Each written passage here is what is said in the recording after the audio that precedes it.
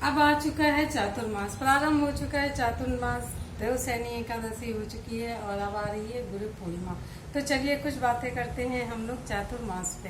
तो राधे राधे, जय श्री कृष्णा। कैसे हैं आप लोग? स्वस्थ होंगे, मस्त होंगे और अपने अपने कामों में आप लोग व्यस्त होंगे। मैं हूँ सुनीता तिवारी, ये सुनीता ब्लॉग में आपका स्वागत है। तो चलिए चलते हैं सुनीता तिवारी जी के पास और देखते हैं वो आज हम लोगों को क्या क्या बता रही हैं। तो जब तक हम सुनीता तिवारी के पास चल रहे हैं उतनी देर में आप कर लीजिए फटाफट सब्सक्राइब। तो कर लिया आप लोगों ने, और जिन्होंने सब्सक्राइब कर लिया है वो लोग लाइक जरूर कर दें और कमेंट में हर हर महादेव लिखना ना भूलें, क्योंकि अब देवशयनी एकादशी में दिवस हो चुके हैं और 4 महीने हमारे भोलेनाथ का दिन आ गया है। तो सभी लोगों से आग्रह है कि सावन में हर हर महादेव लिखना जरूर लिखें आप लोग, और पूरे 4 महीने हर हर महादेव कमेंट बॉक्स में जरूर लिखें। इससे आप लोगों का फायदा ही होगा। जितनी बार हर हर महादेव कहेंगे और जितनी बार आप लोग हर हर महादेव लिखेंगे ना, तो उतने में भी हर हर मतलब हर कि आप मेरे कष्टों को हरें, हर हर महादेव, इसलिए हर हर महादेव बोला जाता है।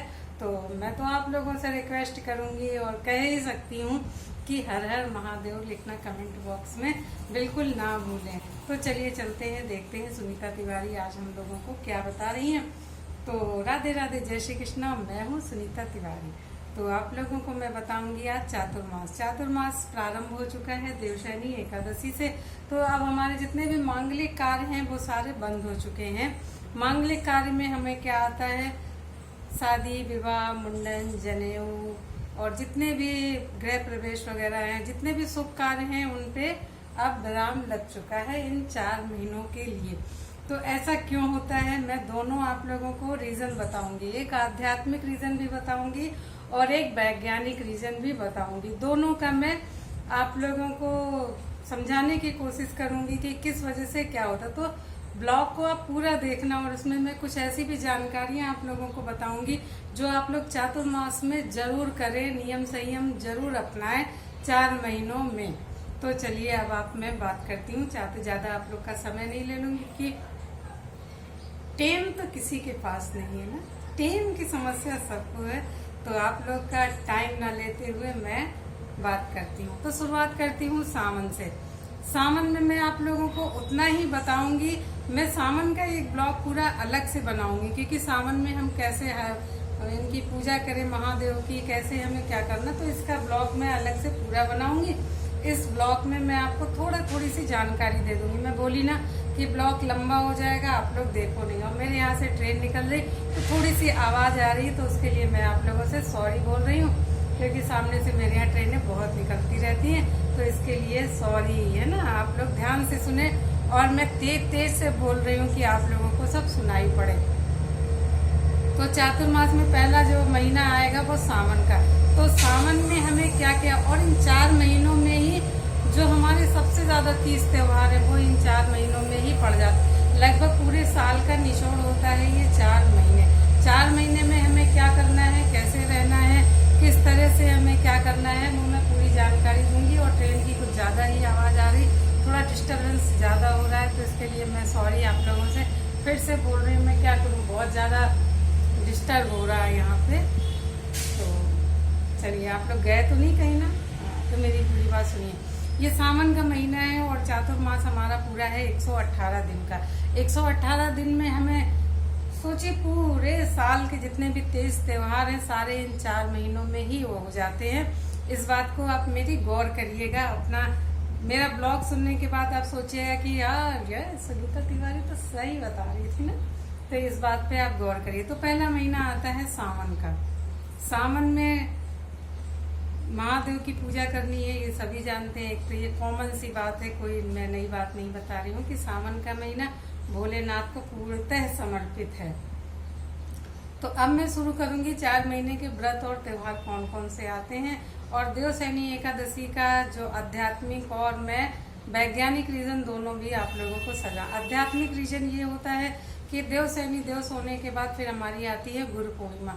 देव सुनने के बाद जब गुरु पूर्णिमा की हम पूजा करते हैं तो हमें इसीलिए कहा जाता है कि हम लोग आश्रम में जाके, जहाँ से गुरु दीक्षा ली हो, वहीं पे लोग जाके पूजा आराधना करते हैं और 4 महीने अपने पूजा पाठ के लिए निश्चित हो जाते हैं कि हमने गुरु जी की पूजा कर ली है, अब 4 महीने मुझे यहाँ नहीं आना है। तो ये गुरु जी का हो गया पूजा आराधना। और देव शनि में हमने व्रत किया, पूजा पाठ किया, तो उनको हमने सुला दिया, ठीक है ना। 4 महीने तो भगवान कहीं सो सकते हैं, तो ये सोचने की बात है, मगर हमारी जो मान्यताएं हैं उनको तो हमें मानना ही पड़ेगा।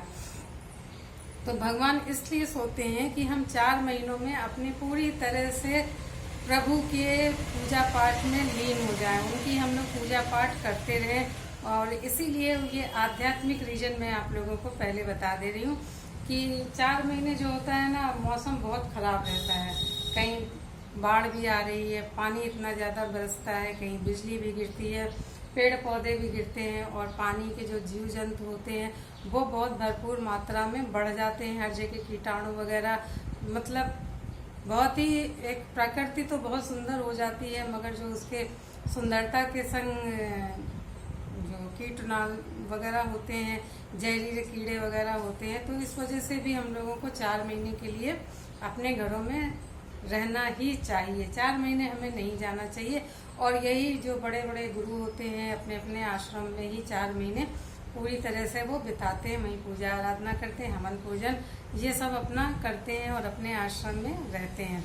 तो ये हो गया वैज्ञानिक रीजन कि आपको कोई नुकसान ना हो। आध्यात्मिक ये होता है कि 4 महीने हम पूरी तरह से अपने दिमाग को मेंटली प्रिपेयर कर लेते हैं कि 4 महीने हमें किसी भी तरह के शादी ब्याह वगैरह नहीं है, इसका हमें किसी तरह से कोई टेंशन नहीं रहती है। और इस तरह हम 4 महीने के ये, और इन जो 4 महीने होते हैं इनमें हमारे 30 त्यौहार भी बहुत ज़्यादा होते हैं। सोचिए पूरे साल के 30 त्यौहार आपको इन 4 महीनों में ही हमें करने होते हैं। तो हमारी शुरुआत हो जाती है हरियाली तीज से। तो पहला त्यौहार जो सावन का होता है हरियाली तीज होगी, फिर नाग पंचमी। नाग पंचमी का त्यौहार भी सभी लोग ज़्यादातर मनाते हैं। फिर आता है रक्षाबंधन, जन्माष्टमी, कृष्ण जन्माष्टमी भी इसी 4 महीने में ही पड़ जाएगी। फिर हमारी आएगी हरितालिका तीज, जिसे लोग कजरी तीज के नाम से भी जानते हैं। तो इन 4 महीने में कजरी तीज भी हमारी आती है, हरितालिका तीज आती है, और हमारे 15 दिन के लिए गणपति जी आते हैं, उनको बिठा के हम लोग पूजा आराधना करते हैं। महाराष्ट्र में तो इनका बहुत ही बड़ा पर्व मनाया जाता है, गजानन महाराज का। उसके बाद फिर हमारी आती है पितरों के दिन आते हैं, पुरखे आते हैं, और फिर उसमें हमारे पितरों की पूजा चलती है, 15 दिन के ये मनाए जाते हैं। तो ये सारे जो चतुर्मास के हैं त्यौहार वही मैं आप लोगों को बता रही हूँ। तो आप सोचना खुद कि 4 महीने में ही सारे पूरे साल के त्यौहार समाप्त हो जाते हैं।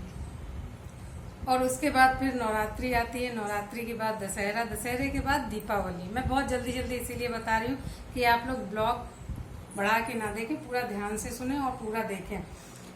तो उसके बाद फिर हमारी दीपावली आती है, दीपावली के बाद भाई दूज, भाई दूज के बाद और फिर देवउठनी एकादशी। देवउठनी एकादशी के बाद से हमारे शादी ब्याह तीज त्यौहार शुरू हो जाते हैं। तो क्योंकि अब मौसम बरसात के 4 महीने हमारे पूरे हो चुके, हम सुरक्षित हैं, स्वस्थ हैं, और अपने जो तीज त्यौहार हैं और अपने घर में जो हमें शादी ब्याह करने हैं उसके लिए हम पूरी तरह से तैयार हैं। क्योंकि अगर जैसे दीपावली है और आपके यहाँ शादी पड़ जाएगी तो फिर दिक्कत हो जाती है ना। इसीलिए जो वैज्ञानिक रीजन होता है कि तीज त्यौहार का, वो यही होता है। इसीलिए भगवान ने हम लोगों को फ्री कर दिया है कि आप जो 4 महीने हैं खूब अच्छे से पूजा पाठ करिए, खूब अच्छे से अपने पर्व और त्योहारों को मनाइए। तो जब देव उठनी एकादशी से हमारे देव उठ जाएंगे और हमारे घर के जो मांगलिक कार्य हैं फिर से प्रारंभ हो जाते हैं। तो ये सारे जो हमारे वैज्ञानिक और आध्यात्मिक दोनों तरीके से मैंने आप लोगों को बताया है। तो इन जो 4 महीने इनमें हमें क्या नहीं करना चाहिए, हमें मांस मदिरा और अपने घर में नॉन वेज वगैरह जो लोग खाते हों तो वो लोग प्लीज़ ना खाएं तो बेहतर रहता है। क्योंकि बहुत ज़्यादा बरसात में, और फिर ये जो 4 महीने होते हैं ये हमें पूजा पाठ के लिए दिए गए हैं। और अगर आप प्याज लहसुन भी छोड़ सकते हैं तो सबसे अच्छा है, और नहीं भी छोड़ सकते हैं तो कभी कभार इसका सेवन कर सकते हैं, ऐसी बात नहीं। प्याज लहसुन तो एक आयुर्वेदिक दवा की तरह भी होता है, ये शरीर को फायदा भी करता है। थोड़ा तामसिक गुण इसमें ज़्यादा होते हैं, इस वजह से मना किया जाता है।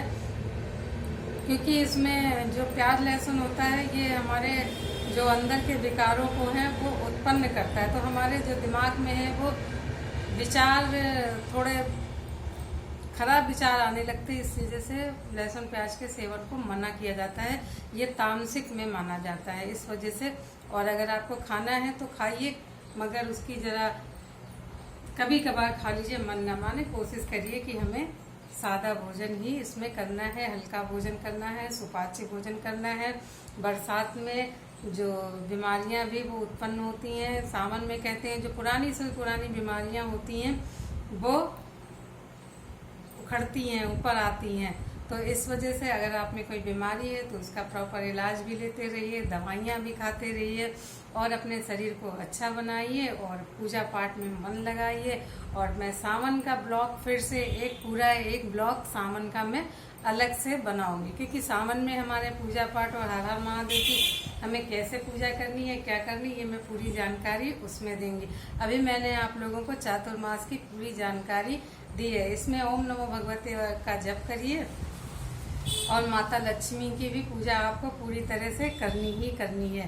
तो इसमें माता लक्ष्मी की पूजा करिए, क्योंकि ये चातुर्मास माँ लक्ष्मी अकेली हैं, इनकी आप पूजा आराधना खूब मन लगा के करिए।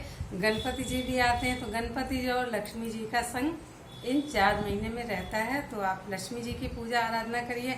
लक्ष्मी जी की पूजा कैसे करनी है, कौन से वृक्ष की पूजा करनी है आपको, ये मैं अगले ब्लॉग में आप लोगों को बता दूं। जिसने सब्सक्राइब नहीं किया है वो सब्सक्राइब करें, लाइक करें, और जिनको नहीं पता है उनको शेयर करके जरूर बताएं कि चातुर्मास में हमें क्या क्या करना है, कैसे रहना है। और सादा भोजन करिए, प्रॉपर तरीके से रहिए, हल्के वस्त्र पहनिए और फुल बाँह के कपड़े पहनिए।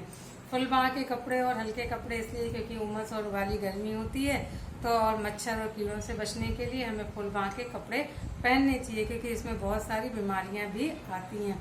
तो आई होप आप लोगों को समझ में आया होगा। आज सुनीता तिवारी ने आप लोगों को जो जो बताया है वो सब आप लोगों ने ध्यान से सुना होगा और सब चीज़ें फॉलो भी करेंगे। और सावन पे मैं पूरा ब्लॉग बनाऊंगी, और जितने भी त्यौहार फेस्टिवल सब पे हैं तो मैं सब अलग अलग से ब्लॉग बना के आप लोगों को जरूर दिखाऊंगी। और शॉर्ट में भी कोशिश करूंगी थोड़े थोड़े से आप लोगों को कुछ बताती रहूं।